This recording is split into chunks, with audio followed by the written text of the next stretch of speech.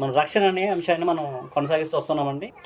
రక్షణ అన్నది ఏంటి అన్న విషయాన్ని మనం గత పాఠంలో ఏం నేర్చుకున్నామంటే, మనం మంచి వాళ్ళుగా మారిపోతే రక్షింపడిపోతామా, లేకపోతే రక్షణ వచ్చేస్తుందా అన్న విషయాన్ని, పరలోకి వెళ్ళిపోతామా అన్న విషయాన్ని మనం నేర్చుకున్నాం అనమాట. అంటే చాలామంది చెప్తారు, మేము మారిపోయామండి, మా బ్రతుకులు మారిపోయినాయి, మా జీవితాలు మారిపోయినాయి, ఒకప్పుడు పలానా వ్యసనాల్లో ఉండేవాడిని, వచ్చేసాను బయటికి తాగుబోతు వ్యసనాల్లోనూ, లేకపోతే ఇంకా దొంగతనాల్లోనూ, ఇటువంటి మట్టలు చేసేవాడిని, ఇటువంటి పరిస్థితులు చెప్తూ ఉంటారు. వాటిని విడిచిపెట్టేస్తానండి, నేను ఇప్పుడు ప్రభువుని నమ్ముకున్నాను, సంఘంలో చేర్చబడ్డాను, బాప్తిసం పొందేశాను అని చెప్తూ ఉంటారు. అంతవరకు వారు బాప్తిసాలు మంచి వాళ్ళుగా మారిపోతే వాళ్ళు రక్షణ పొందేశారా లేదన్న విషయాన్ని మనం నేర్చుకుంటూ వచ్చాం మనం. కానీ అది వాస్తవం కాదు. కొర్నేలు గారి యొక్క జీవితాన్ని మనం పరిశీలన చేస్తే, కొర్నేలు చాలా మంచోడు, ఆయన చాలా భక్తిపరుడు, ఆయన అనుదినము ఎల్లప్పుడూ ప్రార్థన చేసేవాడు. అతను మాత్రం కాకుండా వారి కుటుంబం కూడా చాలా భక్తిగా జీవిస్తున్న కుటుంబము. ఏకంగా వారి ప్రార్థనలు అయితే పరలోకం చేరే అంత భక్తిపరుడు. అతను చేసే పుణ్యకారులు కూడా పరలోకం వెళ్ళిపోయినాయి. అటువంటి వ్యక్తి, అంత మంచి వ్యక్తికి రక్షణ లేకుండా పోయింది అన్న విషయాన్ని కూడా మనం గమనించామన్నమాట. అందుకని రక్షణ పొందాలంటే రక్షణ సందేశాన్ని వినాలి అన్న విషయాన్ని మనం నేర్చుకున్నాం. రక్షణ సందేశము, రక్షింపబడే అధికారము మొదటిగా దేవుని చేతిలో ఉందన్న విషయాన్ని పాత నిబంధనలో యెషయా గ్రంథంలో మనం చదువుకున్నామండి. 43వ అధ్యాయంలో అధికారాన్ని యేసుప్రభు వారికి ఇచ్చినట్లు కూడా మనం చూసామండి. అదేవిధంగా యేసుప్రభు వారు వెళ్ళిపోతూ ఆ పాపాలు క్షమించే అధికారము శిష్యులకు ఇచ్చినట్లు మనం యోహాను రాసిన సువార్త 20వ అధ్యాయంలో 25, 23 వచనాల్లో మనం చూడగలిగాం అన్నమాట. ఇప్పుడు అపోస్తులు ఏం చేశారంటే, ఆ పాపాలు క్షమించే అధికారాన్ని వారు సద్వినియోగపరుచుకుని ఆ సువార్తమానాన్ని ప్రకటన చేస్తూ పరిశుద్ధాత్మతో కలిసి వారు పనిచేసి ఏం చేశారంటే గ్రంథస్థం చేశారన్నమాట. అది గ్రంథంలో పెట్టారన్నమాట. మనం చూసేది ఏంటంటే, సువార్త వినాలి, రక్షణ సువార్త వినాలి. రక్షణ సువార్త వినకుండా మనం మార్పు చెందలేమండి. ఉదాహరణ మనం చూసుకుంటే, దేవుడు ఏమన్నాడంటే, నేనే పాపాలు క్షమించగలను అన్నాడండి. యెషయా గ్రంథం 43వ అధ్యాయంలో నేనే పాపాలు క్షమించగలను అండి, మీ అతిక్రమాలు క్షమించగల సత్తా నాకుంది, నేను తప్ప ఎవరు క్షమించలేన్నారండి. అందుకే చాలా చోట్ల తండ్రి దేవుడు పాపాలు క్షమించినట్లు తన నోటితో మనం గమనించామండి. అది యేసుప్రభు వారు కూడా ఆయా సందర్భాల్లో లోకారాసు వార్తలు కానీ 5:20 కానీ, మత్తయి వార్త 9:6 కానీ పాపాలు క్షమించినట్టు మనం గమనించాం. నీ పాపాలు క్షమించబడిని అన్నాడండి. వారి రోగులు స్వస్థపరుస్తూ వారి పాపాలు కూడా క్షమించే అధికారము భూమి మీద ఉందని చెప్పాడు. మళ్ళీ పైగా ఆయన ఏం చెప్పాడంటే, క్లారిటీ ఇచ్చాడండి. ఏం చెప్పాడంటే, భూమి మీద ఉంది, పాపాలు క్షమించే అధికారము మనిషి కుమారుడికి భూమి మీద ఉంది అన్నాడు. అంటే భూమి మీద ఆయన అధికారం పొందుకొని వచ్చాడు, ఆయన పాపాలు క్షమించినట్టు చూసామని. మరి అధికారాన్ని శిష్యులకు ఇస్తే, నాకు సర్వాధికారం ఇవ్వబడ్డది, ఆ అధికారం మీకు ఇస్తున్నాను, మీరు సర్వలోకానికి వెళ్ళండి, సర్వ సృష్టికి సువార్త ప్రకటించని చెప్పాడు అనమాట. ఎక్కడైనా అపోస్తులు అధికారం పుచ్చుకుని వచ్చి మీ పాపాలు క్షమించబడి అని ఎక్కడ వాళ్ళు మాట్లాడలేదండి. మీరు నా దగ్గరకు వచ్చి పాపాలు ఒప్పుకోండి, నేను మీ పాపాలు క్షమిస్తానని ఏ అపోస్తులు కానీ ఏ శిష్యులు కానీ అన్నట్లు కానీ మన పుస్తకంలో ఎక్కడ కనపడదండి. అంటే పాపాలు క్షమించే అధికారం వాళ్ళకు ఉన్నప్పటికీ వాళ్ళు నోటితో పాపాలు, అంటే మీ పాపాలు క్షమించబడి పో అని అనలేదండి. యేసుక్రీస్తు వారి దగ్గరికి వెళ్తే వారి పాపాలు క్షమించబడిని అని వెళ్ళమని చెప్పాడండి ఆయన. కానీ శిష్యులు అన్న చెప్పలేదు. శిష్యులు ఏం చెప్పారంటే సువార్త ప్రకటించారు. అంటే సువార్తలోనే పాప క్షమాపణ ఉందన్న విషయాన్ని మన కొర్నేలు గారి విషయాన్ని మనం గమనిస్తే మనకు అర్థమవుతుంది. అపోస్తలుల గారు 11:14 చూసుకుంటే, ఏ మాటలు మీకు చెప్తాడో పేతురు గారు, ఆ మాటల వల్ల మీరు రక్షణ పొందుతారని దూత ద్వారా దేవుడు పరలోకం నుంచి సందేశం పంపించాడు. దేవుని దగ్గరికి కొర్నేలు ప్రార్థన వెళ్ళినప్పటికీ దేవుడు నీ పాపాలు క్షమించేసి నేను దేవుడు చెప్పొచ్చు అంటే చెప్పలేదండి. పైపెచ్చు దేవదూతను పంపించి దేవదూతని సందేశం తీసుకువెళ్ళి నువ్వు చెప్పు, నీ పాపాలు క్షమించబడి నువ్వు రక్షణ పొందేసావని కొర్నేలు గారి దగ్గరికి వెళ్ళి దేవదూత చెప్పలేదు. కానీ ఏం చెప్పాడంటే, దేవుడు సందేశాన్ని పంపించి నువ్వు పేతురు గారు పిలిపించుకో, ఏ సందేశం చెప్తారో ఆ సందేశం ద్వారా మీరు రక్షణ పొందుతారన్న విషయాన్ని మనకి గ్రంథం ద్వారా చాలా చక్కగా మనకు అర్థమవుతుంది. అంటే కొర్నేలు మంచివాడైనప్పటికీ, లోక సంబంధమైన వ్యసనాలు లేనప్పటికీ రక్షణ లేనివాడండి. రక్షణ లేకపోవడం అంటే ఆయనలో దైవ సందేశం లేదు, దేవుని వాక్యం లేదు ఆయనలో. దేవుని వాక్యం మనలో ఉంటే రక్షణ పడతామండి. అందుకే మనం చదువుకున్నామండి, పాపం అంటే ఏంటంటే సకల దుర్నీతి పాపం అనుకున్నామండి. మొదటి యోహాను రాసిన పత్రికలో 5వ అధ్యాయంలోని ఫస్ట్ నేర్చుకున్నది ఏంటంటే సకల దుర్నీతి పాపం అంట. మొదటి యోహాను రాసిన పత్రిక 5వ అధ్యాయం 17వ వచనం అండి, సకల దుర్నీతి పాపం అన్నాడండి. అంటే దుర్నీతి అంటే నేర్చుకున్నామండి. అంటే దుర్నీతి అనే సబ్జెక్ట్ని మనం ప్రారంభంలోనే నేర్చుకున్నాం. రక్షణ అనే సబ్జెక్ట్ ముందు దుర్నీతి అంటే ఏంటి అంటే, దుర్నీతి అంటే లోక సంబంధ వ్యసనాలు కాదండి. దుర్నీతి అంటే ఏంటంటే మనం తెలుసుకున్నాము, దుర్నీతికి తెలుసుకోవాలంటే నీతి అంటే తెలుసుకోవాలి. నీతి దుర్నీతి పదాలు అనమాట. ఆ నీతి అంటే ఏంటి తెలుసుకుంటే దుర్నీతికి అర్థమవుతుంది అనమాట. నీతి అంటే ఏంటండి? నీతి అంటే దేవునికి మాటకు లోబట్టం, దేవుని మాట వినటం, దేవునికి ఆజ్ఞకు లోబట్టం నీతి అనే విషయం మనం చూసామండి. అబ్రహాము దేవుని మాటని నమ్మాడు, ఆ విధంగా చేశాడు కాబట్టి అతనికి ఏమైందండి? నీతికి ఎంచబడ్డదని, దేవుని మాటకు లోబడ్డాడు కాబట్టి. అలాగే మనం కూడా ఆ దేవుని మాటకు లోబడితే మనం కూడా నీతికి ఎంచబడతామండి. దేవుని మాటకు లోబట్టడం వల్ల మనం రక్షణ పొందుతున్నాం అనమాట. ఈ యొక్క 16వ వచనాన్ని చాలా జాగ్రత్తగా గమనిస్తే, అందులోనే మొదటి యోహాను రాసిన పత్రిక 5వ అధ్యాయం 16వ వచనం మనం గమనిస్తే అక్కడ ఏం చెప్తున్నారంటే, మీరు ప్రార్థన చేసేటప్పుడు ఏ ప్రార్థనలు దేవుడు వింటాడు అన్న విషయాన్ని అక్కడ సందర్భం తీసుకొస్తూ 2 రకాలైన పాపాలు ఉన్నాయి మనం చెప్పుకున్నాం కదా. మీరు అనొచ్చండి, అంటే మీరు తాగుబోతు వ్యసనాల్ని ఇంకా దొంగతనాల్ని పాపం కాదంటున్నారు. ఏంటంటే పాపాలే, కానీ పాపాలంటే ఎంతవరకు పాపాలండి? పాపం అంటే దేవుడు వాక్యం దగ్గర రాకుండా చేసే పాపాలండి. ఇప్పుడు తాగుబోతు వ్యసనం ఉన్నాడండి, దొంగతనం ఉన్నాడండి. ఆ వ్యసనాలు గారు ఏం చేస్తారంటే లోక సంబంధమైన లేకపోతే దొంగతనాల్లోనే తాగుబోతు వ్యసనాల్లో మునిగిపోయింటాడండి. దేవుని వాక్యం దగ్గరికి సువార్త దగ్గర రాడండి. ఒకవేళ విడిచిపెట్టేసినంత మాత్రాన రక్షణ పొందేసారు కాదండి. నేను చాలా మంది సాక్ష్యాలు చెప్తూ ఉంటారండి, అన్ని విడిచిపెట్టేసాను సాక్ష్యాలు చెప్తూ ఉంటారు. అవి విడిచిపెట్టేసినంత మాత్రాన మనం రక్షణ పొందలేమని మన విషయాన్ని మనం కొర్రెలుగా జీవితం చూస్తే అర్థమవుతుంది. ఇప్పుడు రక్షణ పొందాలంటే ఏం చేయాలన్న విషయాన్ని కూడా మనం పరిశీలన చేసుకోవాలి. ఏంటంటే అది ఇక్కడ 2 రకాలైన పాపాలు కనపడుతుంది. ఒక రకమైన పాపం ఏమో క్షమించే పాపం, క్షమాపణ పొందే పాపం అనమాట. 2వ రకం ఏమంటే క్షమాపణ లేని పాపం. మొదటి పాపం ఏంటంటే నువ్వు తాగుబోతు వ్యసనాలు, తిరిగిపోతూ, వ్యభిచారివి, 10 మర్డర్లు చేసావు, రకరకాలైన పాపాలు చేసావు, దుర్వ్యాపారంలో పాల్పంచుకుని లంచగొండుతనం చేసావు, అవన్నీ విడిచిపెట్టావు. సువార్త నువ్వు విన్నావండి, దేవుడు పిలిచాడండి, మంచిగా ఉండమని పిలిచాడు, వచ్చేసిన తర్వాత దైవ సందేశాన్ని వినాలి. పరలోకం నుంచి దేవతతో వచ్చి ఏం చెప్తుందంటే, పేతురు గారు పిలిపించుకో. ఆ పేతురు గారు వచ్చి నీకు రక్షణ సువార్త చెప్తారు, రక్షణ సమాచారం చెప్తారు. ఆ రక్షణ సమాచారం ఏంటో నువ్వు విను, దానివల్ల రక్షణ పొందుతావని గ్రంథం చెప్తుంది అనమాట. అందుకని మొదటి యోహాను రాసిన పత్రిక 5వ అధ్యాయము 16వ వచనం మనం చాలా గమనిస్తే చాలా జాగ్రత్తగా అక్కడ 2 రకాలైన పాపాలు కనపడతాయి. చదువుతామండి. తన సహోదరుడు మరణకరము కాని పాపం, అంటే ఇక్కడ ఒక పాపం కనపడుతుంది, మరణకరము కాని పాపం. అంటే ఓ పాపం చేస్తే మరణం ఉండదనపడతారు, మరణకరం పాపం కాదంటది. ఏంటంట, తన సహోదరుడు మరణకరం పాపం చేయగా ఎవడైనా చూచినలా అతడు వేడుకొనును, అతడిని బట్టి దేవుడు మరణకరము కాని పాపము చేసిన వానికి జీవము దయచేయు. మరణకరం కాని పాపం, ఆ పాపం చేయటం వల్ల అతను మరణం కాదు, అతని పాపాలు క్షమించబడతాయి. అతని నిమిత్తం మనం కూడా ప్రార్థన చేసిన వ్యక్తిగా వేరే బ్రదర్ ఎవరు చేసినా, లేకపోతే సహోదరులు సంఘాలు ఎవరు చేసినా, కుటుంబస్తులు చేసినా, వారి నిమిత్తం వారి కుటుంబస్తులు ప్రార్థన వింటాడు. ఇంకో పాపం ఉందండి, ఆ పాపం ఏంటంట, మరణకరమైన పాపం కలదు. అంటే మరణమయ్యే పాపం ఉందంటే ఒకటి, అంటే ఈ పాపం చేస్తే మరణం అయిపోతావు, ఈ పాపానికి క్షమాపణ లేదండి. మరణకరమైన పాపము కలదు, అట్టి దాన్ని గురించి వేడుకోవడం వల్లని నేను చెప్పట్లేదు. అంటే ఒక పాపం చేస్తే చచ్చిపోతాడండి, ఇంకో పాపం చేస్తే క్షమాపణ దొరుకుతుందండి. ఒక పాపం చేస్తే క్షమాపణ లేదు, వేడుకున్న క్షమాపణ లేదు, లోబడాలి. ఒక పాపం చేస్తే వేడుకుంటే క్షమాపణ వస్తుందండి. అంటే ముందు తాగేసానయ్యా క్షమించు, దొంగతనం చేశానయ్యా క్షమించిన ఆయన, లేకపోతే తండ్రి క్షమించు, మా పలానా అబద్ధాలు ఆడిస్తాను అంటే దేవుడు క్షమించేస్తాడండి అబద్ధాలు ఆడటం వల్ల. అదే మరణకరమైన పాపం ఉందనమాట ఇంకోటి. ఆ పాపం చేస్తామనుకో, ప్రార్థన చేస్తున్నాం, నేను మరణకరమైన పాపం చేస్తాను, పలానా పాపం చేశాను, క్షమాపణ అంటే క్షమాపణ లేదు, లోబడాలి వాక్యానికి వెళ్ళి. అంటే మీకు అర్థమవుతుంది లేదో ఈ విషయాన్ని మనం చాలా జాగ్రత్తగా గమనిస్తే, ఈ దుర్నీతి అంటే ఏంటంటే దేవుడు ఆజ్ఞకు లోబడపడటం దుర్నీతి. మరణకరమైన పాపం ఏంటంటే, ఆ మరణకరమైన పాపానికి క్షమాపణ లేదంట. అంటే మరణకరమైన పాపం మీకు అర్థమవుతుందండి. మరణకరమైన పాపం అంటే మత్తయి సువార్త 12వ అధ్యాయం మనం గమనిస్తే ఇక్కడ 2 పాపాలు మనకు కనపడుతున్నాయండి. ఓ పాపం ఏమో క్షమాపణ పొందే పాపం, ఇంకో పాపం ఏమో క్షమాపణ లేని పాపం అంట. మత్తయి సువార్త 12వ అధ్యాయము 31వ వచనంలో ఆ యొక్క విషయం మనకు కనపడుతుందండి. కాబట్టి నేను మీతో చెప్పినది ఏమనగా, యేసుప్రభువు వారు మాట్లాడుతున్నారండి. ఏమంటారంటే, నేను ఒక విషయం చెప్తాను, మీకు చాలా జాగ్రత్తగా గమనించాలి. ఏం చెప్తున్నానంటే, పాపం ఉంది, ఆ పాపం చేశారనుక మీరు క్షమాపణ లేదు, క్షమించలేరు. ఆఖరికి యేసుప్రభువు నువ్వు తిట్టావా, దూషించావా, దానికైనా క్షమాపణ ఉంటది. యేసుప్రభువు నిందించిన, దూషించిన, ఆఖరి సిలువేసి చంపేసినా సరే వారికైనా పాపం క్షమాపణ ఉంటుందేమో. కానీ ఇంకో పాపం ఉంది, ఆ పాపం చేస్తే నీకు క్షమాపణ లేదంటున్నాడు యేసుప్రభువు.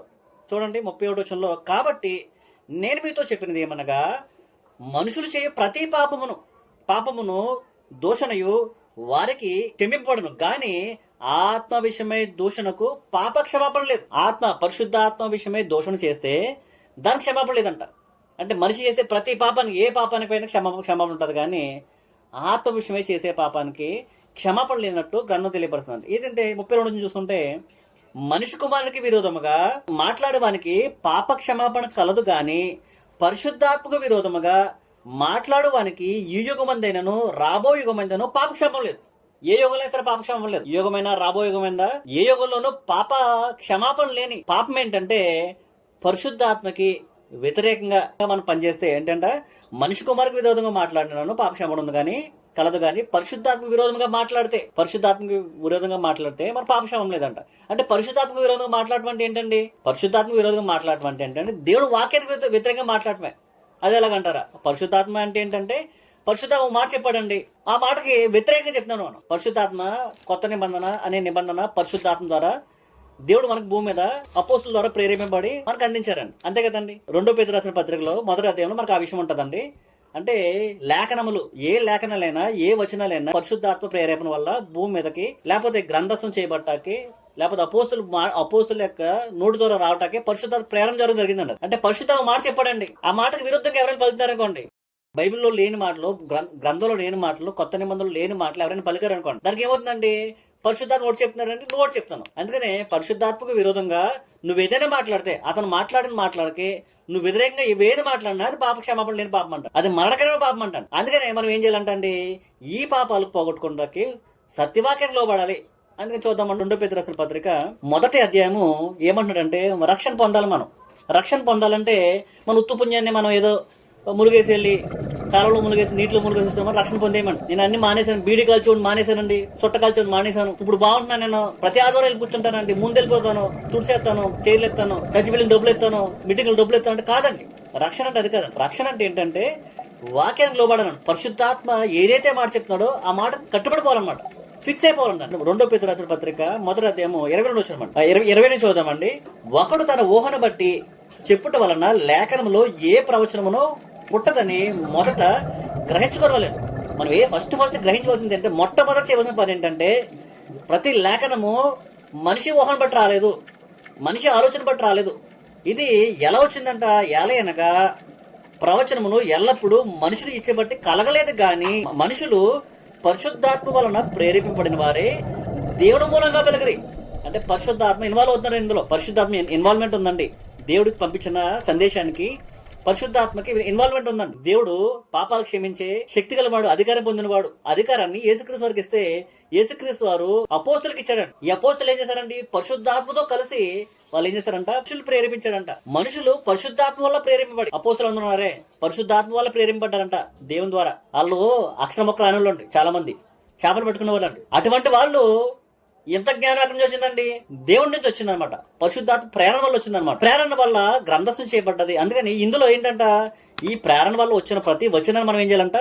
చాలా జాగ్రత్తగా క్షుణ్ణంగా పరిశీలించి, ఏ సంఘం కరెక్ట్ అయింది, మనం పొందిన రక్షణ కరెక్ట్ అయిందా కాదా, నేను విన్న వాక్యము కరెక్ట్ అయిందా కాదా. ఒకవేళ రక్షణ సందేశం ఉందని మనకు వినపడుతుంటే, ఆహాజు ఎలాగైతే దేవుడిచ్చే రక్షణని మనం చదువుకున్నాం. మనం మొదట్లో ప్రారంభంలో ఆహాజు రాజు గురించి నేర్చుకున్నామండి. ఆహాజు రాజు ఏం చేశారంట? తన మీద శత్రు సైన్యం వస్తే, శత్రు సైన్యం వచ్చినప్పుడు రక్షింపడాలండి. ఆ శత్రు సైన్యం నుంచి విడుదల పొందాలండి. నేను విడిపిస్తానని దేవుడే యెషయా గ్రంథం 7వ అధ్యాయంలో దేవుడు యెషయా ద్వారా సందేశం పంపిస్తే నాకు వద్దయ్య అన్నాడండి, తిరస్కరించాడండి. ఇంకా సహాయం నాకు అక్కర్లేదు అన్నాడు. అంటే రక్షణ సందేశం ధృవీకరించాడండి. దేవుడు రక్షణ సందేశాన్ని ఏం చేశాడంట? అషూర్ రాజు వరకు వెళ్ళాడండి. జరిగిన చరిత్ర. ఇక్కడ మనం గమనించింది ఏంటంటే, మనం కూడా దేవుడి సందేశము, రక్షణ సందేశము, పరిశుద్ధాత్మ ద్వారా ప్రేరేపింపబడిన సందేశము మనకు అందింపడుతుంటే మనం దానికి ఖచ్చితంగా లోబడవలసిన అవసరం ఉందండి. ఎందుకు లోబడాలంటే, రక్షింపడాలంటే బాప్తిసం పొందాలండి. బాప్తిసం పొందాలంటే ఏం చేయాలండి? మనం చదువుకున్న అపోస్తలుల కార్యాలు 2వ అధ్యాయంలో ఏం నేర్చుకున్నామంటే, వాక్యాన్ని అంగీకరించాలంట. బాప్తిసం పొందాలంటే, రక్షణ పొందాలంటే మీరు చేయవలసిన పని ఏంటన్నది పేతురు గారు ప్రసంగం చేస్తున్నారు. అపోస్తులు కదా పేతురు గారు అంటే, పేతురు అపోస్తులే కదండి. అపోస్తులు మనుషులే కదా. మనుషులు ఎవరు ప్రేరేపణ వల్ల గ్రంథం రాయించారండి? పరిశుద్ధాత్మ ప్రేరేపణ వల్ల మనం చదువుకున్నాం. 2 పేతురు రాసిన పత్రిక 1వ అధ్యాయము 22 వచనంలో మనం పరిశుద్ధాత్మ ప్రేరేపణ వల్ల మనుషులు రాశారు. పేతురు కూడా మనుషుడే, అపోస్తులుడు. ఇక్కడ పరిశుద్ధాత్మ ప్రేరేపణ వల్ల ఏం చెప్తున్నాడంటే, ఆయన మొదటి ప్రసంగం చేశారు అపోస్తుల గారు 2వ అధ్యాయంలో. పేతురు గారు మీద పరిశుద్ధాత్మ వచ్చినప్పుడు, దిగి వచ్చినప్పుడు వారు ఏం ప్రసంగం చేశారో మనం తెలుసుకోవాలి. ఏమి సంభాషణ చేశారు, రక్షణ సువార్త ఏం ప్రకటన చేశారు. ఈ పేతురు గారే మరలా వెళ్ళి ఎక్కడ అండి, కొర్నేలు ఇంటికి కూడా అదే ప్రసంగం చేశారండి. ఆ ప్రసంగంలో ఉన్న గోడాన్ని మనం తెలుసుకోవాలన్నమాట. ఆ ప్రసంగం వెనకాల ఉండే పరమార్థం తెలుసుకోవాలండి. ఈ రక్షణ సందేశం ఏంటి, ఆ రక్షణ సందేశం ఏమి పేతురు గారు ప్రకటన చేశారు. సందేశం వింటే నేను రక్షణ పొందుతానా, ఈ సందేశం వెనకాల దేవుడు ఉన్నాడు, ఈ సందేశం వెనకాల యేసుక్రీస్తు ఉన్నాడు, ఈ సందేశం వెనకాల అపోస్తులు ఉన్నారు, ఈ సందేశం వెనకాల అపోస్తులు పరిశుద్ధాత్మ ప్రేరణ వల్ల గ్రంథస్థం చేయబడ్డది. పరిశుద్ధాత్మకు వ్యతిరేకంగా నేను ఏం మాట్లాడినా అది పాపం అవుతుంది. ఆ పాపానికి క్షమాపణ లేదు, అది మరణకరమైన పాపం. అదే యోహాను గారు 1వ అధ్యాయం 17వ వచనంలో 5:17 మనకి వివరిస్తున్నారండి. మరణకరమైన పాపం ఉందండి, దానికోసం నువ్వు ప్రార్థన చేసినా దేవుడు వింటాడు, క్షమించేస్తాడు, జీవిస్తాడు. కానీ మరణకరమైన పాపం ఉంది, దానికోసం నువ్వు ప్రార్థన చేయొద్దు, నేను విన్ను. దాన్ని ఏం చేయాలంట? మరణకరమైన పాపం నుంచి నువ్వు బయటకు రావాలి అంటే పరిశుద్ధాత్మకు లోబడాలి అని చెప్పిన ప్రతి లేఖనాల్ని, ప్రతి వచనాల్ని మనం చాలా జాగ్రత్తగా పరిశీలించాల్సిన అవసరం ఉంది. అలా విని వాక్యాన్ని గ్రహించి బాప్తిసం పొందాలండి. చూడండి 41 వచనం, అపోస్తలుల కార్యాలు 2వ అధ్యాయం 41 చూసుకుంటే, కాబట్టి వాక్యం అంగీకరించిన వారు బాప్తిసం పొందరి. అంటే వాక్యాన్ని అంగీకరించకుండా, పరిశుద్ధాత్మకి చెప్పిన మాటలకు నువ్వు అంగీకరించకుండా, పరిశుద్ధాత్మకు విరోధంగా చెప్పే వారి దగ్గరికి వెళ్ళి, లేకపోతే పరిశుద్ధాత్మక విరోధంగా మాట్లాడి, అంటే గ్రంథంలో కొత్త నిబంధన చేయబడిన మాట విషయం విరోధంగా మనం మాట్లాడుకుని, లేకపోతే మనం గ్రహించి మన విశ్వాసం దాని మీద ఆధారపెట్టుకుని దేవుడు చెప్పని విషయాలు, లేకపోతే పరిశుద్ధాత్మ చెప్పని విషయాలు, అపోస్తులు చెప్పని విషయాలు, అపోస్తుల బోధకి కనెక్షన్ లేని విషయాలు మనం విని గ్రహించకుండా, దేవుని వాక్యాన్ని గ్రహించకుండా మనం బాప్తిసం పొందేసాం, మనం ములుగొచ్చేసాం అనుకోండి. కేవలం ములుగొచ్చేయడం అండి. 10 సంవత్సరాలకు ఒకసారి, 13 సంవత్సరాలకు ఒకసారి గోదావరి పుష్కరాలు జరుగుతుంటాయి, పుష్కరాలు. వీళ్ళు ములుగొచ్చేస్తారు పాపాలు కడుక్కోవటం. అంటే అలా పాపాలు కడుక్కోవండి. పాపాలు కడగబడటం అంటే నీ హృదయం శుద్ధీకరించబడాలి. నీకు హృదయం శుద్ధీకరించబడాలంటే దాంట్లో హృదయంలో ఉన్న కల్మషం, అంటే దేవుడు వాక్యం వెళ్ళింది అనుకోండి, దేవుడు మాట నీకు హృదయంలోకి వెళ్తే నీలో ఉన్న కల్మషం పోతుంది. దేవుడు సందేశం నీలో వెళ్ళాలంటే ఆ సందేశం మనకి చప్పగా ఉండొచ్చు, ఆ సందేశం నీకు ఇబ్బందికరంగా ఉండొచ్చు, కానీ దైవ సందేశం అంటది, అది లోబడాలండి. నీకు నచ్చకపోవచ్చు, ఇతర సంఘాల్లాగా ఆహ్లాదకరంగా లేకపోవచ్చు అంటది, నిన్ను ఉత్సాహపరిచేసి ఉద్యోగం చేసేసి గొంతులేసేటట్టు చేయకపోవచ్చు ఆ సందేశం. అంటే క్రీస్తు సంఘాల్లో ఇటువంటి పరిస్థితులు కనబడవండి. వెళ్ళంటే మ్యూజిక్లు, హడావిడి డ్రమ్ములు ఇవన్నీ కనబడవండి. ఉద్యమమైన పాటలు, గొప్ప గొప్ప సంగీతాలు కనబడవన్నమాట. అవి కనబడకపోవడం వల్ల ఇక్కడ చప్పగా ఉందనిపించవచ్చు, కానీ ఆ దైవ సందేశం లోబడాలి. ఇక్కడ స్త్రీలు మాట్లాడరు, మౌనంగా ఉంటారని అని చెప్తారండి, కానీ ఆ దైవ సందేశం మౌనంగా ఉంటే దేవుని పొందడం ఎంత భాగ్యం అంటది. తక్కువ అంచనేసారని కాదు దేవుడు. అంటే స్త్రీకి ఇచ్చిన బాధ్యతలు స్త్రీకి ఉన్నాయండి, పురుషుడికి ఇచ్చిన బాధ్యతలు పురుషుడికి ఉన్నాయండి. అంటే బాధ్యతలు దేవుడు వాళ్ళిద్దరికి డివైడ్ చేశాడు తప్ప, బాధ్యతలు అప్పగించాడు తప్ప, నువ్వు తక్కువ నువ్వు ఎక్కువ అని చెప్పి దేవుడు వాళ్ళని పక్కన పెట్టలేదండి. స్త్రీకి ఉండే పని స్త్రీకి ఉందని చాలా పని ఉందండి, పురుషుడు ఉండే పని పురుషుడికి ఉందండి. వారి పనులు దేవుడు చెప్పిన ప్రకారం, నియమం ప్రకారం చేయాలి. కానీ ఈ రోజు ఏం చేస్తారంట? స్త్రీ పని పురుషుడు, పురుషుడు పని స్త్రీలు సంఘాల్లో చూస్తున్నామండి. అవి పరిశుద్ధాత్మకి వ్యతిరేకంగా చేస్తారు వాళ్ళు. దానికి ఏం లేదంట, నో డౌట్ పాప క్షమాపణ లేదండి దానికి. అందుకే పాప క్షమాపణ లేని పాపానికి మనం తావివ్వకుండా, గ్రంథానికి, వాక్యానికి మనకు లోబడి పరిశుద్ధాత్మ ప్రేరేపణతో మనుషులైన వారు అపోస్తులు ఏదైతే గ్రంథం చేయించారో, ఏ అధికారాన్ని యేసుక్రీస్తు వారు వెళ్ళిపోతూ అపోస్తులకు అందించారో, అధికారం ఏంటంటే సువార్త అనే అధికారం. మనం 2 విషయాలు గమనించామండి. యేసుప్రభు వారు మత్తయి సువార్తలో సర్వాధికారం ఇవ్వబడ్డది, మీరు వెళ్ళి సర్వ సృష్టికి సువార్త ప్రకటించండి అనే సందర్భాన్ని మత్తయి గారు ఒకలా రాస్తే, యోహాన్ ఎలా రాశారండి? యోహాన్ 20:25లో, మత్తయి సువార్త 20:28లో ఒక విధంగా రాశారు. ఏమి రాశారండి? మీరు సర్వ సృష్టికి వెళ్ళి సువార్త ప్రకటించమన్నారండి. ఎవరైతే నమ్మి బాప్తిసం పొందుతారో రక్షణ పొందుతారని మార్క్ గారు రాశారండి. అది యోహాన్ గారు అయితే ఇంకా క్లారిటీ చేశారు. యోహాన్ గారు అయితే క్లారిటీ చెప్పాడు, ఏమని? మీరు ఎవరెవరు పాపాలు క్షమిస్తారో వారి పాపాలు క్షమించబడతాయి అన్నారు. 3 విషయాలు మనం ఒకసారి లైన్ చూసేద్దామండి, చూసి ముగించుకుందాం. మత్తయి సువార్త 28వ అధ్యాయంలో మనకి 17 వచనం అనుకుంటే 17 వచనం, అక్కడ 3 విషయాలు యేసుప్రభు వారు తిరిగి పునరుద్ధారం అయిన తర్వాత మాట్లాడిన సందర్భం ఉన్నాడు. పునరుద్ధారం అయిపోయిందంట, చనిపోయిన 3 దిన లేపబడ్డది కదా. ఆరోహణం అయిపోయే ముందు ఆ బాధ్యతలన్నీ శిష్యులకు అప్పచెప్తున్నారండి. ఏ బాధ్యతలండి? చూద్దామండి. మత్తయి 28వ అధ్యాయం 18వ వచనం అండి. యేసు వారి వద్దకు వచ్చి, పరలోకమందును భూమి మీద నాకు సర్వాధికారం ఇవ్వబడ్డది. ఆయనకి ఇవ్వబడ్డదండి. తండ్రి అని దేవుడు ఆయనకి ఇచ్చాడు సర్వాధికారం. తండ్రి అని దేవుడు ముందు అధికారం ఉంటుంది. ఏం అధికారం ఉంది? పాపాలు క్షమించే అధికారం ఆయన దగ్గర ఉందండి. అథారిటీ ఆయన దగ్గర ఉందన్నమాట. అథారిటీని తర్వాత యేసుక్రీస్తు పొందుకున్నారు, సర్వాధికారం. తర్వాత ఏమంటాడండి? కాబట్టి మీరు వెళ్ళి సమస్త జనులను శిష్యులుగా చేయండి, తండ్రి యొక్క, కుమారు యొక్క, పరిశుద్ధాత్మ యొక్క నామంలో వారికి బాప్తిసం అండి. అంటే సమస్త సృష్టికి వెళ్ళి సువార్త ప్రకటించండి, మీరు వెళ్ళి శిష్యులుగా చేయండి. అదే విషయాన్ని మార్క్ గారు ఏమన్నాడు చూడండి. మార్క్ 16వ అధ్యాయము 15వ వచనం అండి. అదే సందర్భం, అదే మాటలు. మరియు మీరు సర్వలోకానికి వెళ్ళి సర్వ సృష్టికి సువార్త ప్రకటించమన్నాడండి. అక్కడేమో శిష్యులు చేయమన్నాడండి. శిష్యులు ఎలా చేయాలంటే సువార్త ద్వారా చేయాలండి. సువార్త ప్రకటించండి, నమ్మిన వానికి శిక్ష విధింపబడదు. మత్తయి గారు ఏమన్నారంటే సర్వలోకానికి వెళ్ళి శిష్యులకు చేయమన్నాడండి. సమస్త జనులను శిష్యులు చేయమన్నాడు. ఇంకా క్లారిటీగా మార్క్ గారు ఏమన్నారండి? సువార్త ప్రకటన చేయండి, ఎవరైతే నమ్ముతారో, ఎవరైతే బాప్తిసం పొందుతారో వారు రక్షణ పొందుతారన్నాడు. నమ్మని వారికి శిక్ష విధించబడతాను. యోహాన్ గారు ఇంకా క్లారిటీ చేస్తూ ఏమంటాడంటే, యోహాన్ గారు యేసుక్రీస్తు వారు అదే సందర్భాన్ని యోహాన్ రాసిన సువార్త 20వ అధ్యాయము 23వ వచనం, మీరు ఎవరి పాపములు క్షమింతురో అవి వారికి క్షమింపబడును, ఎవరి పాపాలు మీరు నిలిచి ఉండనిత్తురో అవి నిలిచి నిన్న వారితో చెప్పాను. 3 సందర్భాలు ఒకటేనండి. యేసుప్రభువు వారు బాధ్యతలు అప్పచెప్తున్నారండి. సువార్త ప్రకటన అనే బాధ్యత అప్పచెప్పాడండి. సువార్త వలన వింటే రక్షించబడతారు, సువార్త వినకుండా శిక్ష విధించబడుతుంది. సువార్త వినటం వల్ల పాపాలు క్షమించబడతాయండి. పాపాలు క్షమించబడాలంటే సువార్త వినాలని బాధ్యత యేసుక్రీస్తు వారు అపోస్తులకి లేకపోతే శిష్యులకు అప్పచెప్పడం చూస్తున్నాం. అంటే మనం కూడా నేడు మనం ఏం చేయాలంటే మంచివాడిని అయిపోయినండి, మంచిదే, చాలా మంచిదండి. దేవుడి వాక్య దగ్గర రావాలండి. కొత్త నిబంధన మనకి ఏం చెప్తుంది మనం నేర్చుకోవాలన్నమాట. కొత్త నిబంధన సంబంధాలు, క్రీస్తు యొక్క సంబంధాలు, క్రీస్తు సంఘం యొక్క సంబంధాలు ఎలా ఉండాలంటే ఈ పాపాన్ని సిలువు కొట్టేయాలి. ఏ పాపాన్ని? దుర్బోధనే పాపాన్ని సిలువు కొట్టేయాలండి. అందుకనే ఈ విషయాన్ని మనం చాలా గమనించాలి. వ్యసనాల నుంచి బయటకు వచ్చేటప్పుడు చాలా మంచిదండి. మంచోడు కొంటూ చాలా మంచిది. ఆ మంచోడు కొను నువ్వేం చేయాలంటే సువార్త రావాలి. ఏ బాధ్యత అయితే శిష్యులకు చెప్పాడో ఆ సువార్తను ప్రకటించారండి. ఆ సువార్త ప్రకటన ఎలా చేశారు? ఆ సువార్తలు పొల్లు కూడా పోకూడదు అనమాట. కోమ అంటే కోమ, పుల్ స్టాప్ అంటే పుల్ స్టాప్, పలానా పేరు అంటే పలానా పేరు, దేవుడు అంటే దేవుడు, ప్రభు అంటే ప్రభు. ఏ మాటకి వేరే పదాలు ఉపయోగించకూడదండి. చాలా మంది ఏం చేస్తారంటే పాత నిబంధనలో యెహోవా అని ఉంటుంది, వీళ్ళేమో ఏసై అంటారు, ఏసై కాపాడేశారంటారు. అక్కడ యెహోవా అని ఉంటే ఏసై కాపాడంటే ఏంటంటే అంటే పదం ఉంటే పదాన్ని వాడండి. అక్కడ యెహోవా అనే పదం ఉందండి. నోవాకి దేవుడు చెప్పాడండి యెహోవా వాడిని నిర్మించమన్నాడండి. నోవా ఏసై వాడిని నిర్మించమంటారండి. అంటే యేసు ప్రభు పాత నిబంధనలు ఎక్కడ ఉన్నాడండి? అంటే పదం చిన్న తేడా వస్తే మొత్తం మన చిన్నప్పుడు స్కూల్లో చదువుకుంటామండి, ఫిల్ ఇన్ ద బ్లాంక్స్ అండి, బిట్లు ఉంటాయండి. చిన్న పదం తేడా వస్తే మార్కులు పోతాయి, మార్కులు రావండి. లెక్క ఉంటుందండి, ఫార్ములాలు ఉంటాయి, దానికి లెక్కలు ఉంటాయి, మ్యాథమెటిక్స్ ఫార్ములాస్ ఉంటాయండి. ఒక్క ఫార్ములా తప్పు అయితే లెక్కతో తప్పు అయిపోతుంది అనమాట.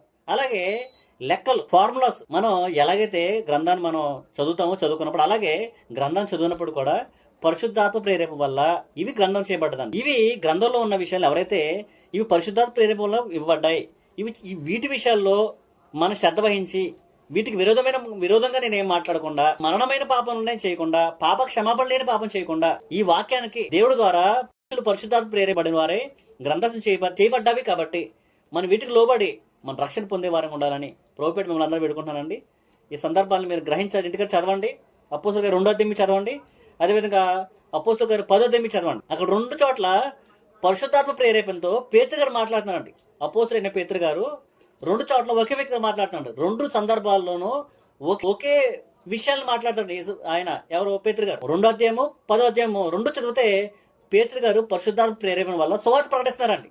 రక్షణ పొందాలంటే మీరు ఏం చేయాలని సువార్త ప్రకటించారండి. ఆ సువార్త విన్న వాళ్ళు రక్షించబడ్డారండి, బాధ్యత పొందారండి, ఆ వాక్యం అంగీకరించిన వారు. ఆ 2 అధ్యాయులు మీరు చదవండి. దాని విషయంలో మరి రేపు చర్చించుకుందాం. అందరికీ వందాలండి. ఎంతో శ్రద్ధగా మీ అందరికీ మరొకసారి వందలు తెలియపరుచుకుని మాట్లాడుతూ అందరికీ వందాలు.